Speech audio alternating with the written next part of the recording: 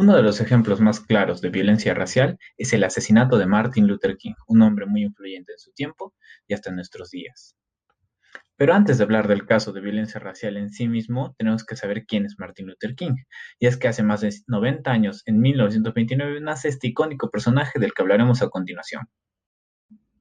Martin Luther King fue hijo de un reverendo, y desde muy pequeño demostró una profunda fe religiosa y grandes dotes para el debate y la oratoria.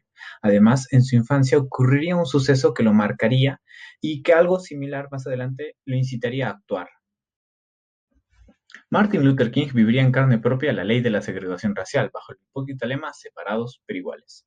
A los 13 años tuvo que ceder su asiento a una persona de tez blanca, algo que por sus sentidos de igualdad y de justicia le generaría una rabia que lo acompañaría hasta su adultez.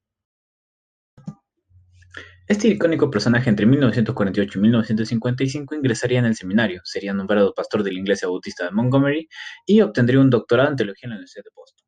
Y fue entonces cuando ocurrió un suceso que le recordaría su infancia y la rabia que sintió. Rosa Parks se negaría a ceder su asiento en el autobús y sería arrestada.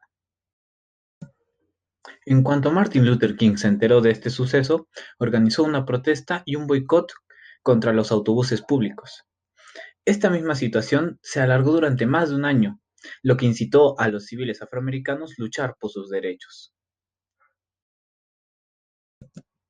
En 1955, la tensión que existiría entre los grupos de pro derechos civiles y los grupos para preservar la segregación no cesaría, y esto terminaría en un ataque a la casa de Martin Luther King.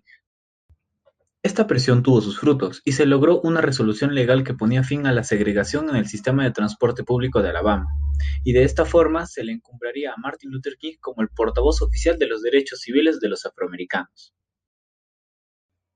En 1968, Martin Luther King planeaba una ocupación pacífica en Washington en contra de la pobreza, cuando lastimosamente James Earl Ray le disparó causándole la muerte. Los motivos son desconocidos, pero el móvil era el racismo y el odio que sintió hacia su figura y a los cambios que pretendía crear en la sociedad americana. En total, y gracias a los esfuerzos de las protestas dirigidas por Martin Luther King, se desplegaron 58.000 soldados de la Guardia Nacional, hubieron 27.000 detenidos, 3.500 heridos y 43 muertos.